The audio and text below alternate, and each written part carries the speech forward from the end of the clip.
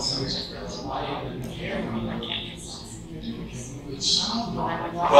it's a little after 7, so I'm going to go ahead and call the meeting to order. We are expecting other members of the CAG, but at the moment, we don't have a quorum, but we're going to proceed with the meeting. We just won't be conducting any official business in the absence of the quorum.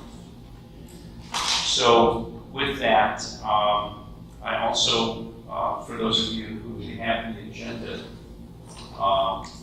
there were going to be 2 different presenters tonight, but Alec is going to shoulder the program because the other presenter wasn't able to be here, unfortunately. So with that, we have a number of items on the agenda to kind of get caught up on what's been happening up at SSFL in terms of different reports and plans that are currently underway. And without any further introduction, I'm going to go ahead and let Alec take it from there. Okay, John Luker was going to present the information on the SSFL environment. But John has some serious family issues to take care of, so I'll be making a presentation.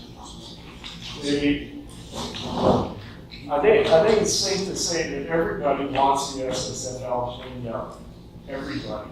The CAG wants the SSFL cleaned up. So tonight we're going to talk about the cleanup, which is making progress in some areas and is not making progress in other areas.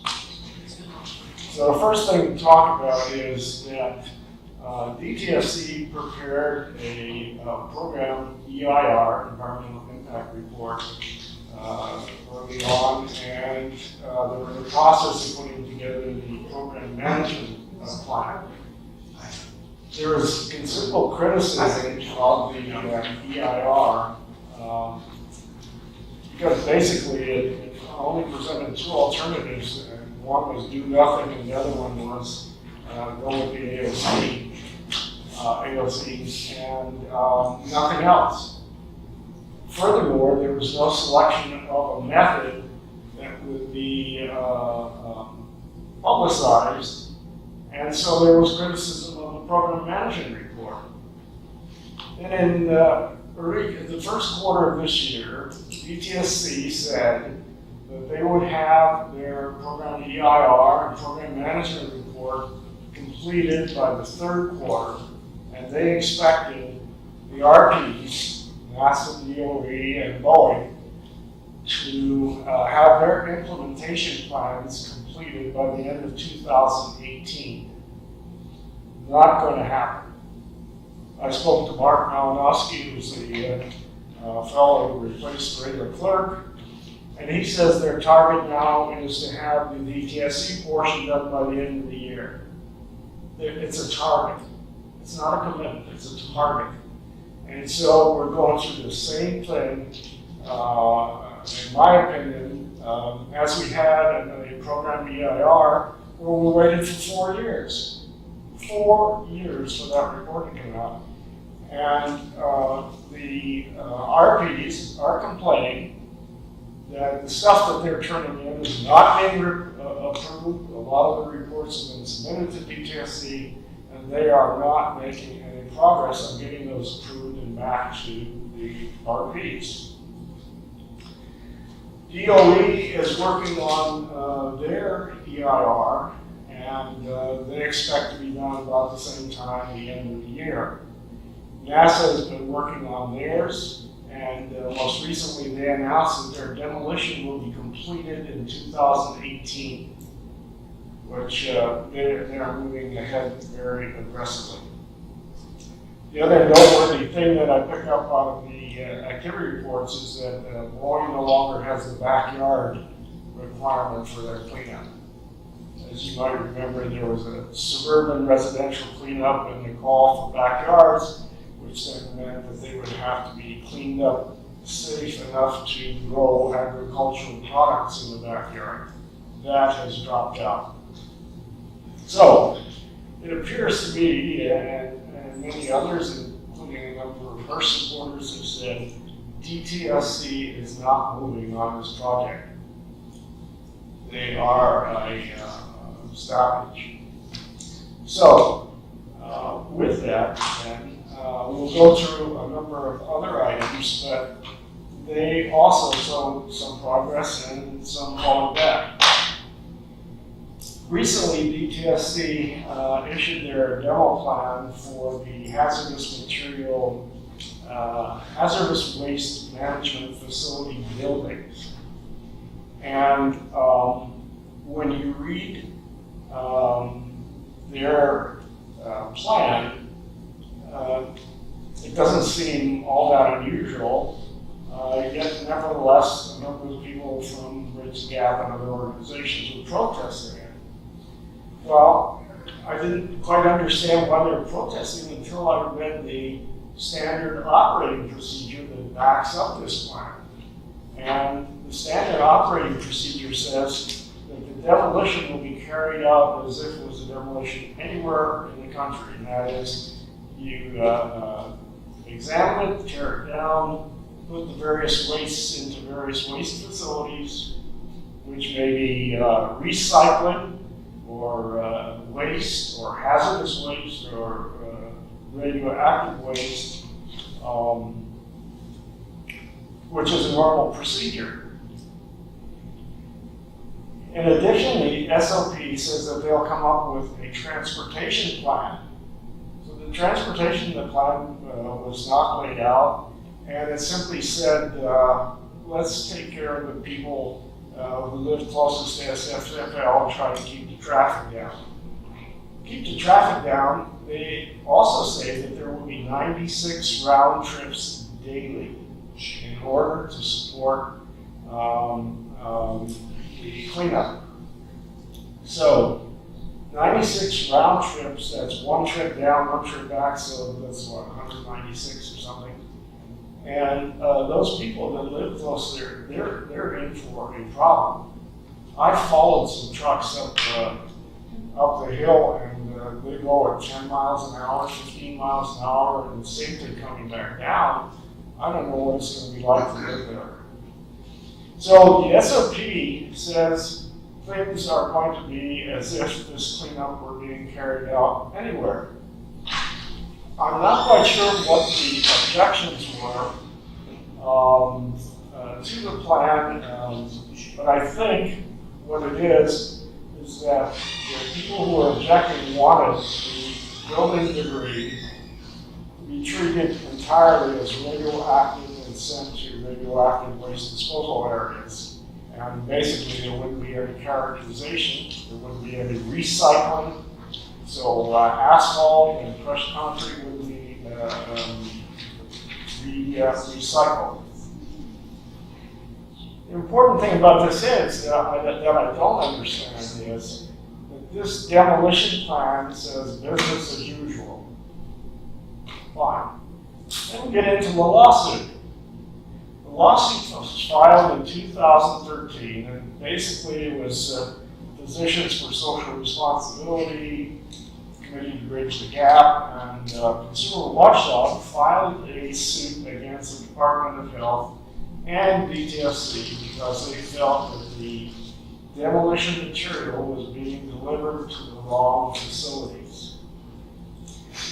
And so they filed a lawsuit, and the lawsuit also included the requirement that everything would be according to SINC law, and perhaps a number of the decision processes be examined.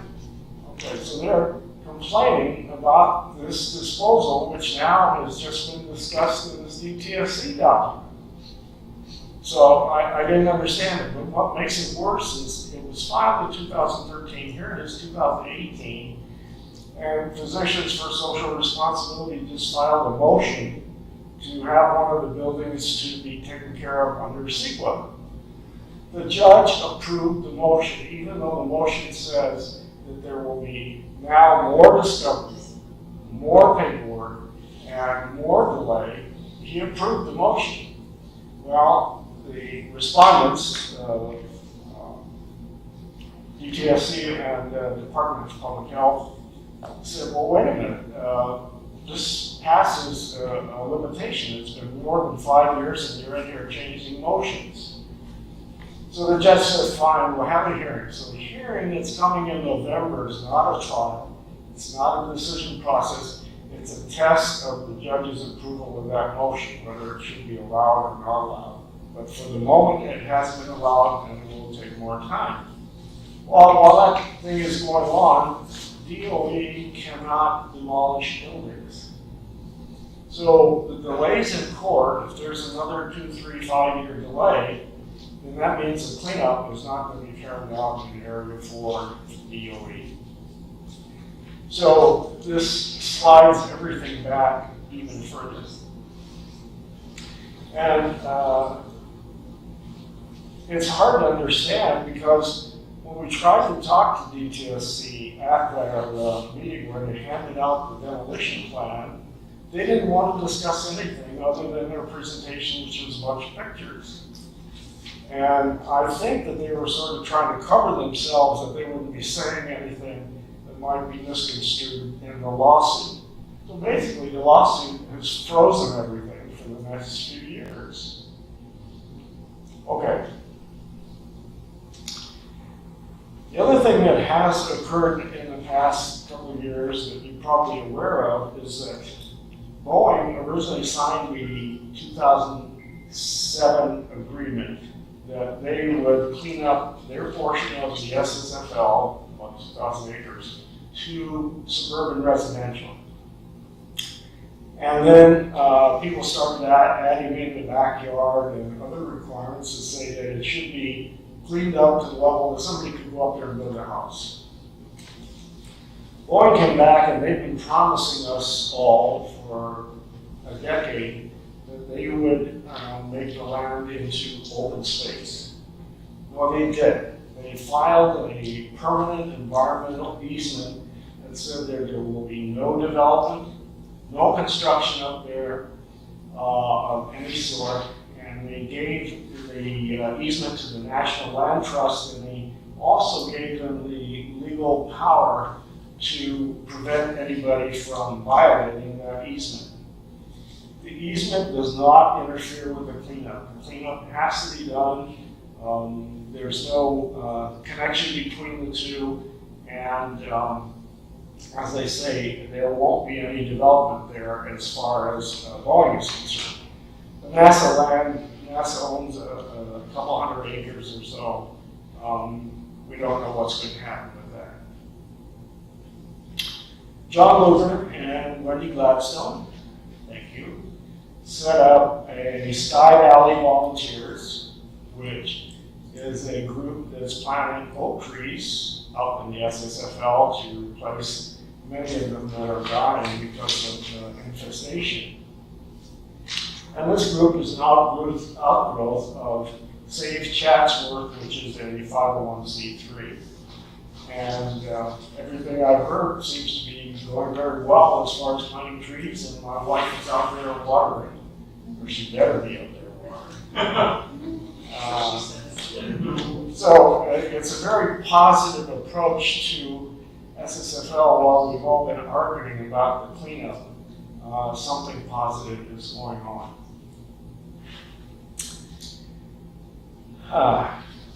Gee, I didn't realize I was going to go to stats. Stormwater. Stormwater is very important because over the years, the communities feel and have felt that contamination is coming down the mountain and is contaminating the communities whenever it rains.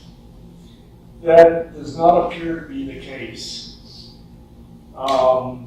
Boeing and others have put in water control features, filtration, and processing plants that have cleaned up to the water far beyond what the requirements are for drinking water. Now we're down to talking about little invertebrates that float around.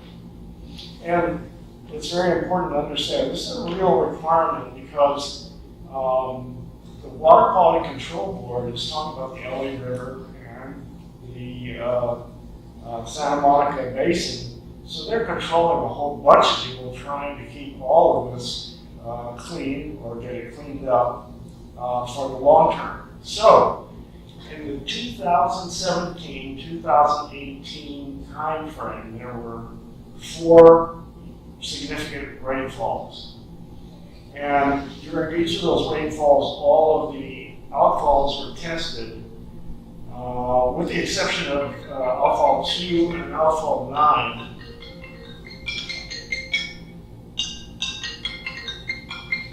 Somebody tried to sell me solar panels. So 2 and 9 were only tested in the last rainstorm. There was water flow at 2 and 9 in the last rainstorm.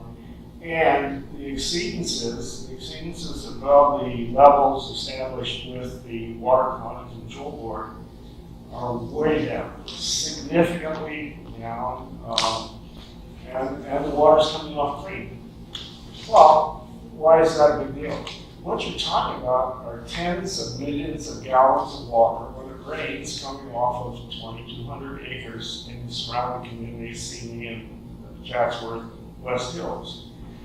So the water that's coming off is being measured and monitored, and it is very clean. And when you compare this rainstorm with equivalent rainstorms, we've had an enormous improvement in their cleanliness. We've added more and more filters, more and more water flow controls, water treatment. Roads are being removed, the asphalt's being removed, so that clears ground for absorbing rainwater, so there's less rainwater coming off the hill. And they've gone so far as they are painting various steel and iron items to keep the lead or iron getting into the stormwater. The stormwater is very clear and has a minimal number of exceedances, and I think it's a real victory for everyone. But the important thing is that people say, well, the contaminants are coming down off the hill. That's not what the reports say. It's not what the Water Quality Control Board has accepted. That was all done by an independent panel of world-renowned experts who have done the stormwater planning, stormwater installation, and they are independent. Even though they may be funded by the RPs, they are independent. One of the things over the years that people have raised is this issue of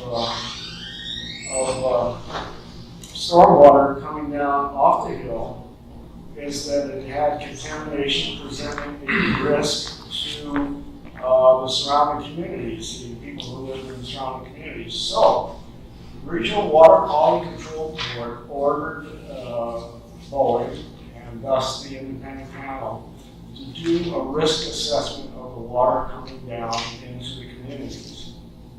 So what they did was they took the data that they have from the runoffs in order to find out what chemicals are in there. And they measured those at all of the outfalls and did a risk assessment of surface water, assuming that somebody would be exposed twice a week, every week from now on, and would perhaps have contact with the surface water either through skin or inhalation or accidental ingestion. All of the risk calculations came back and are within the limits established by the California EPA and the US EPA. So the water that's coming down is meeting the standards, and the water that perhaps may be standing or provide exposure for anyone is within health limits established by the agencies. Any questions so far? Yes. Well, the risk assessment was done excluding the Area 4 outfalls, so nothing from the nuclear portion. And it and they said that outfall 2, where there's never any water, the data was robust, and then they used outfall 18, which is a pipe at the end of treated water. So it's like essentially doing a risk assessment on your tap water and declaring a status and including on that basis. That just seems ridiculous. Okay. Risk assessment was done with the data gathered through the rainstorms. It was gathered at all locations, and as I mentioned earlier, outfalls 2 and 9 were sampled in the last rainstorm of the season. They used all that data, and it was cherry-picked, and it was all used for calculating the risks, which fell into They say that the acceptable rate. presentation they did was false, because in their presentation, they said that the area 4 was excluded, and that outfall 18 was used, which is a pipe after treated water. Are you saying that their presentation was false? So I've shown you what the reports are that are coming back from the independent panel, and those reports have been accepted by the Water Quality Control Board. I can't add anything more to that. As far as the risk assessments, they use the same data, and those risk assessments were once again approved by the Water Quality Control Board.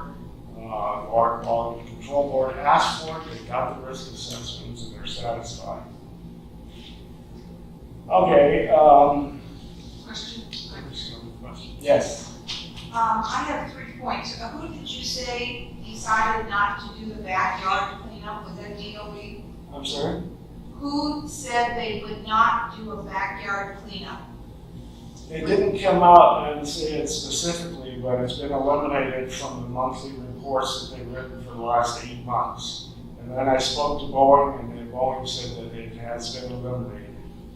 They raised it as an issue and went to arbitration, and DTSC said yes, they would remove the backyard requirement. Also, on the lawsuit, I think there's just one lawsuit. It included the City of LA, Bridge the Gap, and NRDC. Yes, that's a lawsuit that went on many years prior to this, which resulted in rejecting the EIR that DOE had prepared, and they went back and they were required to prepare a new EIR. I don't know how many years it's been, but DOE is still under that court order, and their last EIR will satisfy the court order when it comes out. That's what I think you're talking about. Also, the stormwater panel, when I was at their meeting, said there were findings of TCE and Bell. Yes. So you can't say there were no findings, because there were. I didn't say there were no findings. There were findings of steel and dioxins and other things, but they were all within the safe limits. Yes, Well, not the TCE. TCE was found in Bell Canyon in minute quantities. Right. I would like to correct that. I don't think that TCE's been found actually in Bell Canyon, and those, Absolutely. Many and years. those, can you let me finish, please? Yes.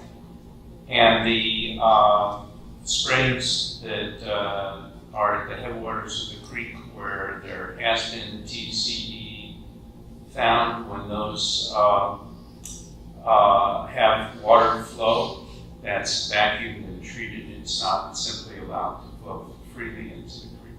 It's a little water then. Any other questions at this point? Okay. In the past few months,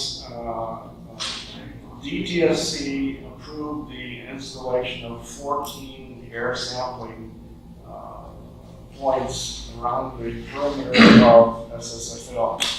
And those 14 stations are shared by Boeing, DOE, and NASA for their various areas. And the sampling is to establish the background levels of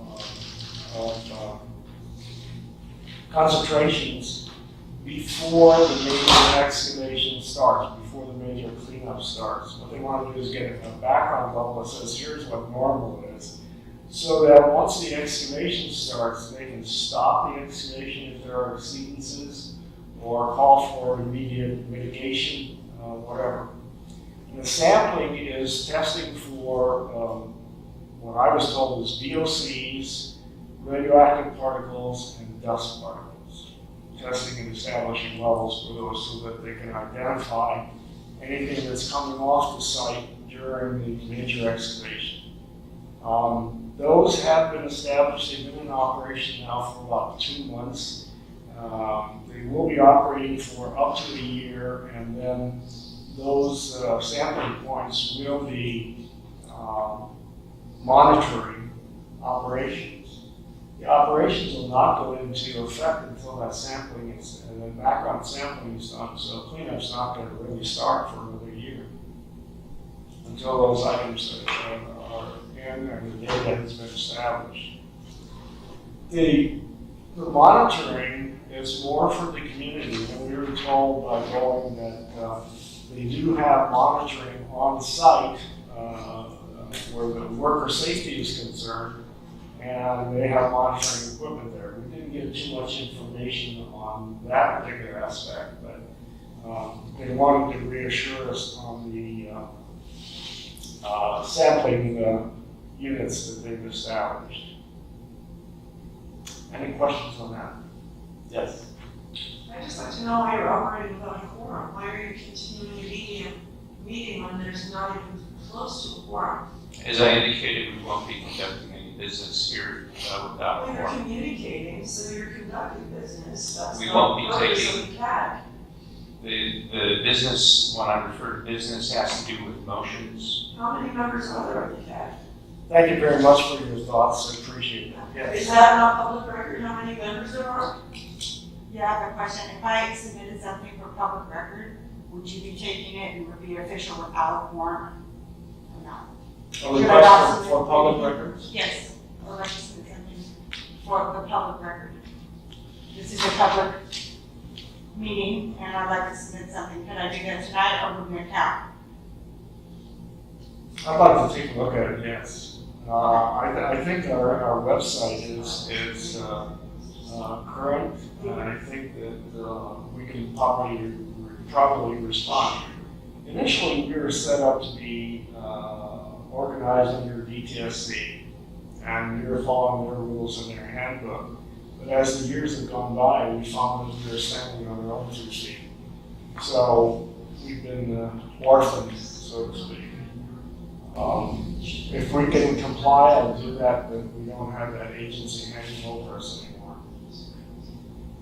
Okay. But you could also make direct statements to DTSC or any one of the ARPs for responsible parties. Okay, so this meeting isn't, you're independent now, is that what you're telling me? You're not, explain to me just a little bit We've more. been following the handbook from DTSC Okay. and operating according to those rules. We haven't had any communication with DTSC over a year and a half. They've not come to speak to us. They haven't provided any funding since day one. No direction. We asked them to do bookkeeping. They refused. And it had become very clear that we're on our own. In a letter that one of their head attorneys wrote to Christina, he made the point that they are no longer, they are not attached to the CAG in any way, shape, or form. DTSC said that? The state of California The said that. head attorney at DTSC said that in a letter to Christina. Really? I don't have such a letter. Let me clarify that point. My name is Michelle Banksford-Down. I'm with the Department of Toxic Substances Control. DTSC, in terms of forming a community advisory group, assists in the establishment of a community advisory group. Up to We them. did that with this group. You did have a handbook, which is currently being revised as a result of our independent review panel that went on for over a year. And we had a tremendous amount of comments that came in from communities throughout the state of California. What we are here to do, this is a public meeting, we share the information. If in fact we are requested to come and make any presentations, we will definitely do that. We will do that with a member of the council and other organizations as well. I have actually reached out to this organization about having invitations to this meeting and went to another member of our staff. You may recall that because they forwarded it to me. But I am now the representative that will be coming out to community meetings. So Okay. please ensure that that is corrected on any documentation. Fine, I didn't mean to appear to be criticizing BTSC. BTSC said that they would have that handbook out in February, and I was told that you guys are working on it, and once that comes out, regardless of our relationship, we will follow your handbook. So I'm assuming that you're going to pass it around for review at some point in time. It will be. Okay. Anything else? So the public comment, you have a public comment or not? Please. Please, okay. Give me a moment, quorum, without trying.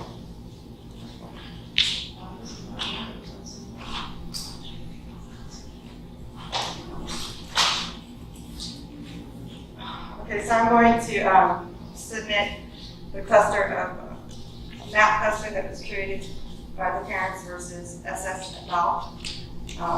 This shows the children's cancer clusters, and this is done by parents and very personal one-to-one information. So I'm going to submit this. On this side, it actually has the gender, type of cancer, in the year. This is only done from the time period of 2011 to 2017. Excuse me, I didn't get your name. Jennifer, sorry. So yeah, I just want to give you one more copy. Okay. You guys have any copies, that'd be great. Thank you. And I just wanted to support, well, two other letters. One from Henry Stern that supports a complete cleanup, entire back to background. And I want to submit this letter as part of the record that you have the senator's support. And then my congresswoman also wrote a letter for full cleanup, and that is Brownlee. Sorry, Julia Brownlee. Sorry. Those two. Okay. Thank you.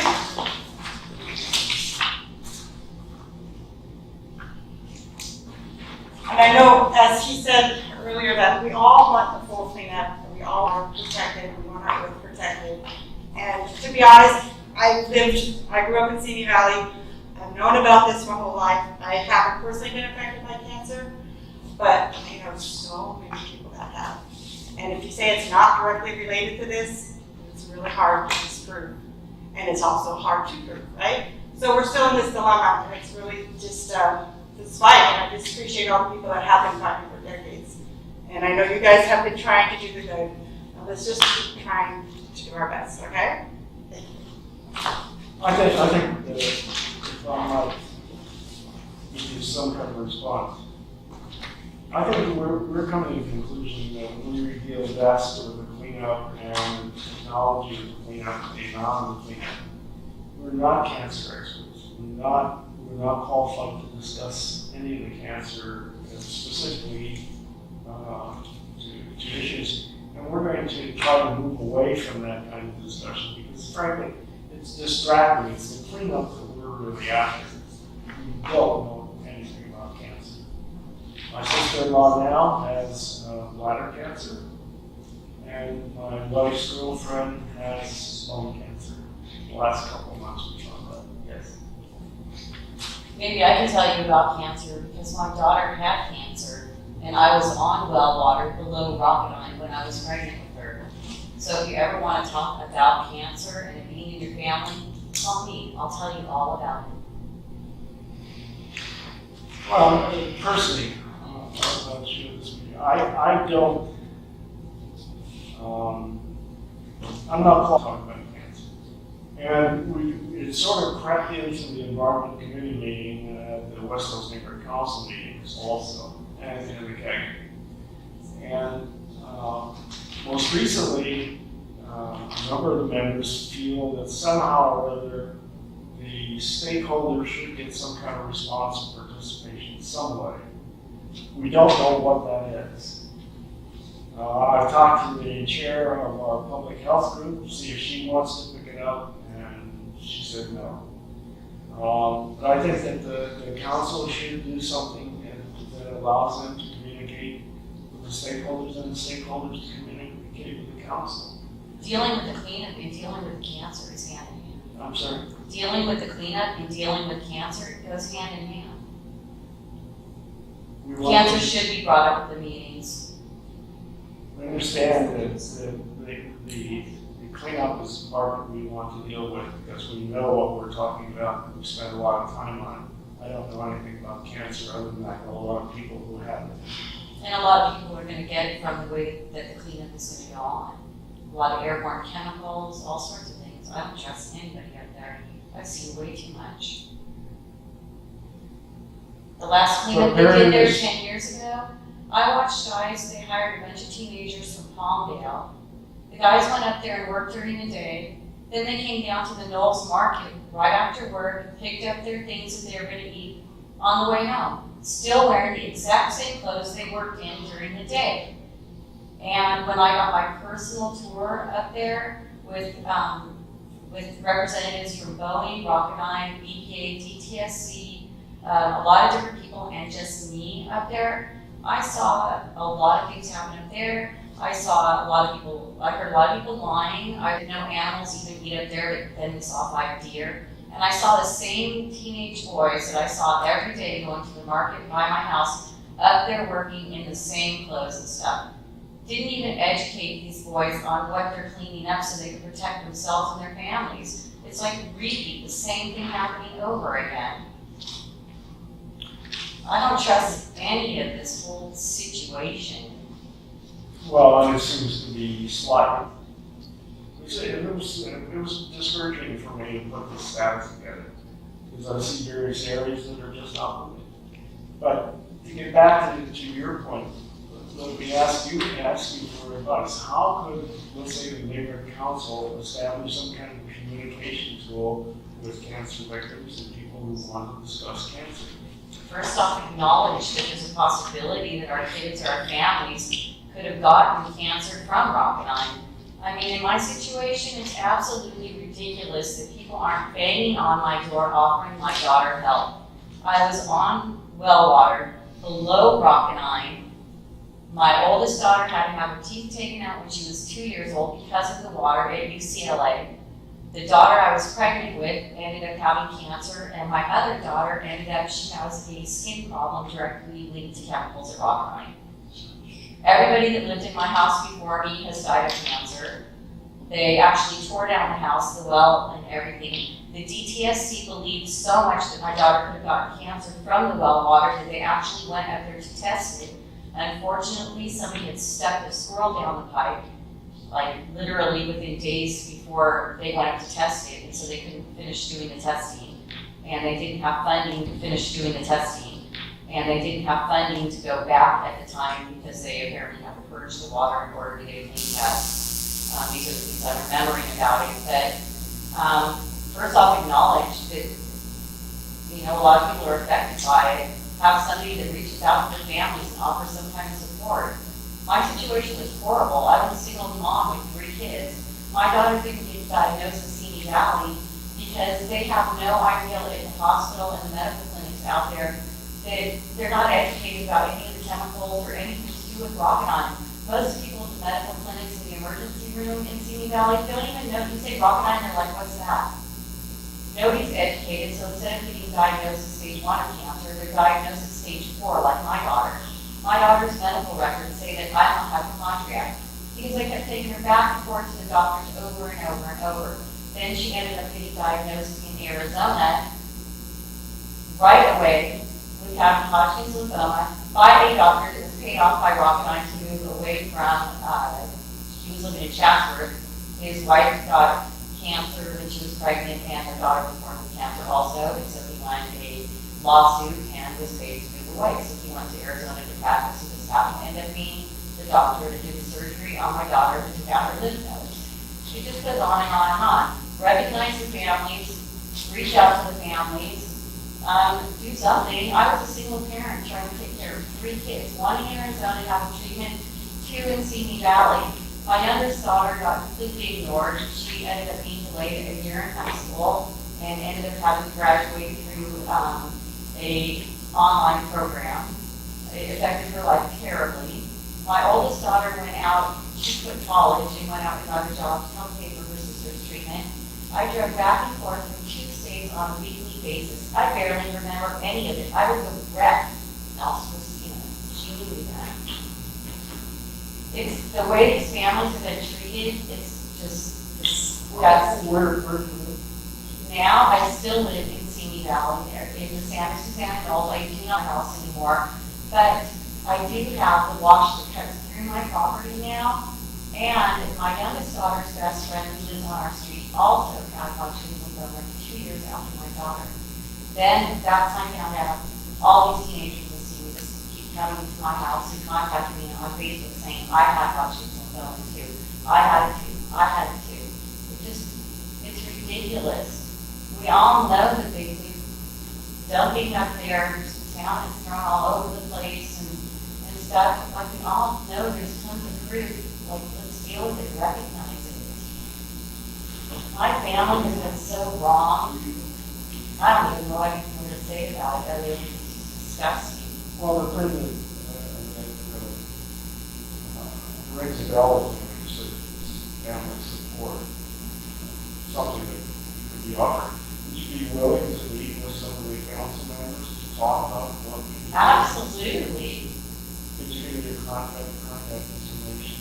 Yes, I didn't put my phone number on there, but I will put it on there for everybody. Okay, I'd like to set something up because there are council members who are really eager to set something up for stakeholders.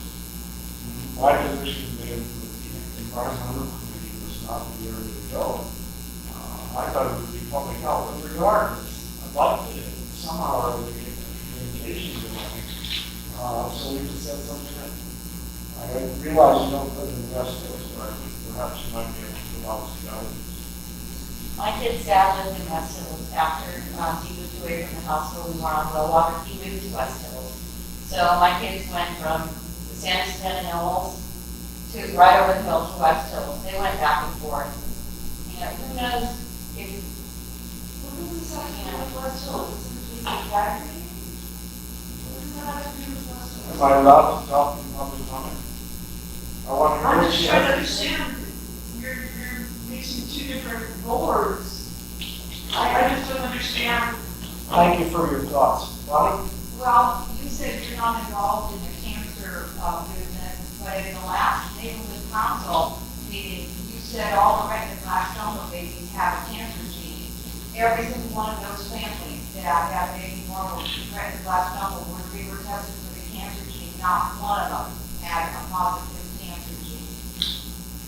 What I said was, complete statement, what I said was, I do not know enough about cancer. There are people who have different opinions about those 5 kids. Some people believe it's genetic. Well, let me finish. Some people believe it's genetic, some people believe it comes from rocketine, and so I don't know.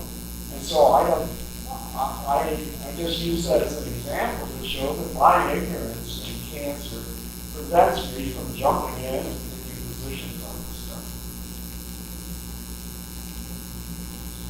Anything else?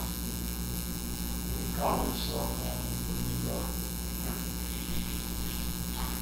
Well,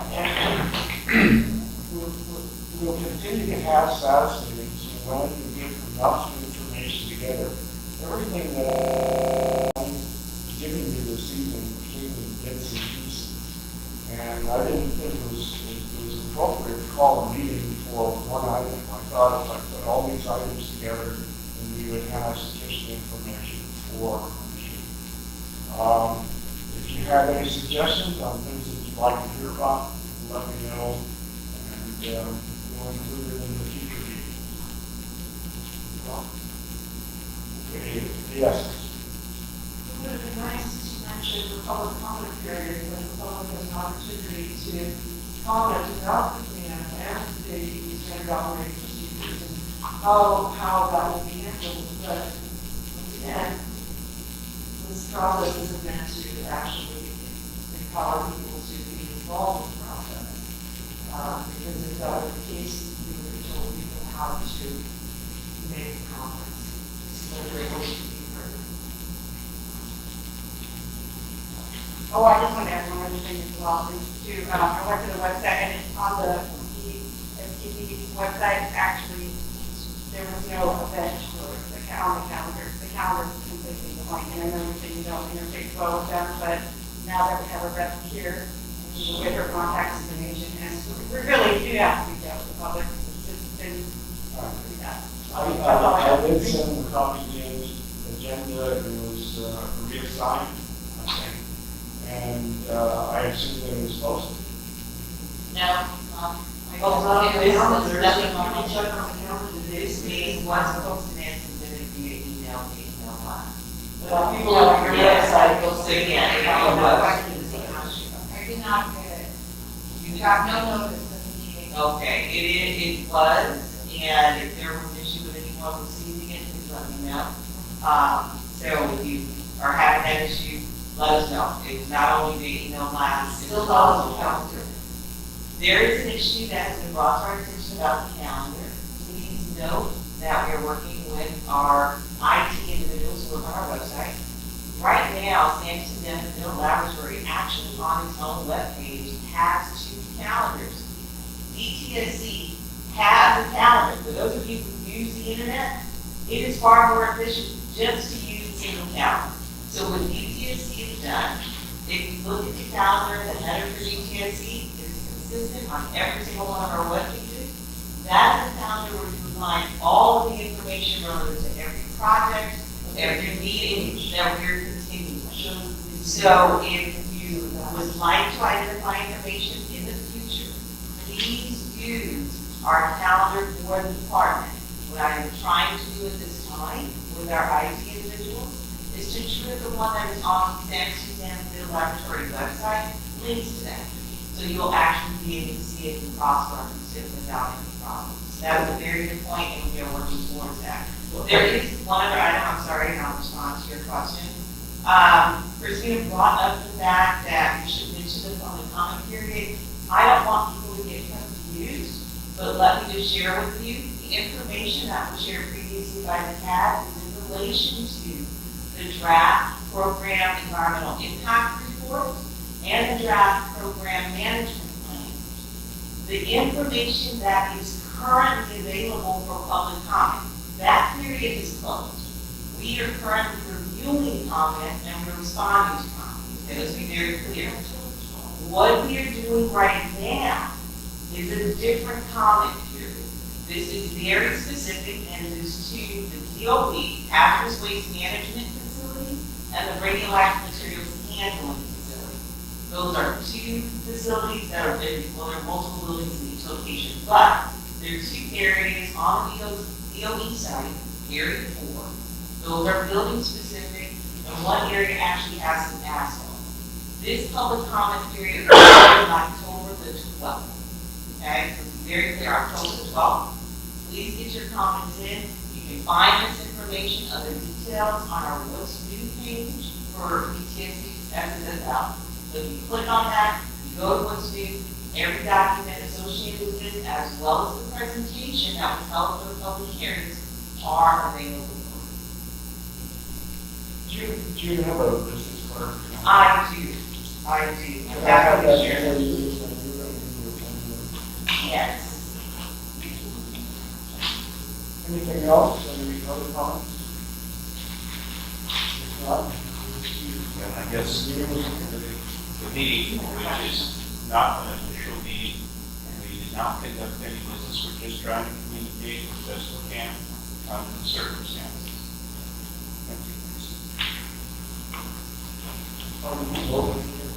Yes, I am. I work in Edith.